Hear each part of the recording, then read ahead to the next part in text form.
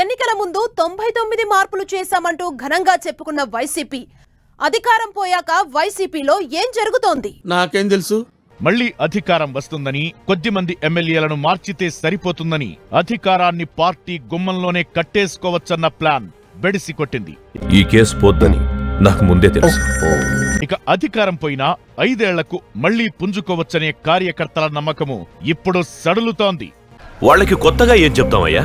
అవును, వైసీపీలో అంతర్గత పరిణామాలు పరిశీలిస్తే కార్యకర్తల భయంలో నిజమే కనిపిస్తోంది. రాష్ట్రంలో దాదాపు 70 నియోజకవర్గాల్లో వైసీపీకి నాయకత్వ సంక్షోభం సవాల్గా మారింది.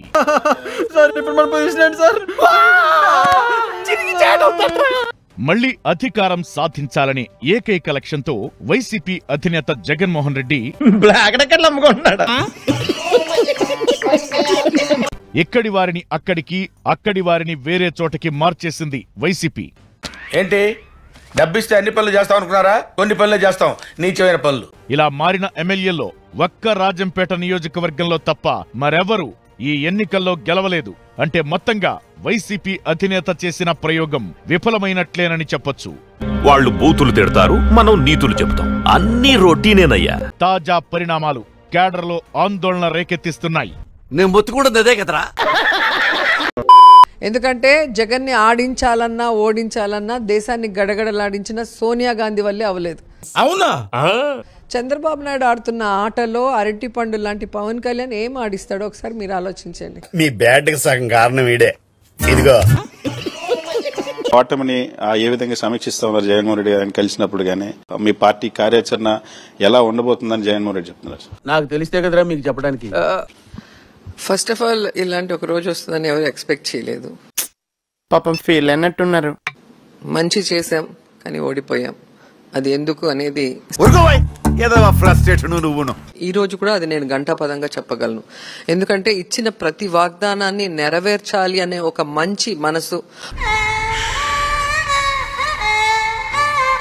ఒక చిత్తశుద్ధి ఉన్న ఒకే ఒక ముఖ్యమంత్రి ఈ దేశంలో ఎవరైనా ఉన్నారు అంటే అది జగన్మోహన్ రెడ్డి గారు మాత్రమే. నాకు తెలుసు, నువ్వు ఇదే అంటావని నాకు తెలుసు అంటున్నాను. ఎందుకంటే జగన్మోహన్ రెడ్డి గారు లాంటి ఒక మంచి వ్యక్తి రాష్ట్రానికి ముఖ్యమంత్రిగా ఉంటేనే ఈ రాష్ట్రం బాగుంటుంది, రాష్ట్ర ప్రజల భవిష్యత్తు కూడా బాగుంటుంది. సో ఆ కారణాలు ఏంటి అని సమీక్ష చేసుకుని మళ్ళీ ఆ 10% ఓటింగ్ మళ్ళీ మా వైపు ఎలా తిప్పుకోవాలి, ఎలా మళ్ళీ ప్రజల్లోకి మేము వెళ్ళాలి, మళ్ళీ జగనన్నని మేము ఎలా సీఎం చేసుకోవాలి అనే దాని మీద ఈరోజు అందరం కూడా డిస్కస్ చేయబోతున్నాం. అది అవదమ్మా. కులం చూడలేదు, మతం చూడలేదు, ప్రాంతం చూడలేదు.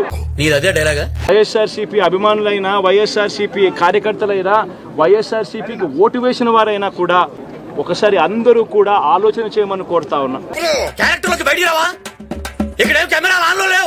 ప్రజల్లో వ్యతిరేకత వల్ల ఓడిపోలేదు, ప్రజలకు మంచి చేసాం. ఏంటి మళ్ళీ చెప్పు? మంచి చేసి ప్రజలకు మంచి చేసి వైఎస్ఆర్ కాంగ్రెస్ పార్టీ ఓడిపోయింది.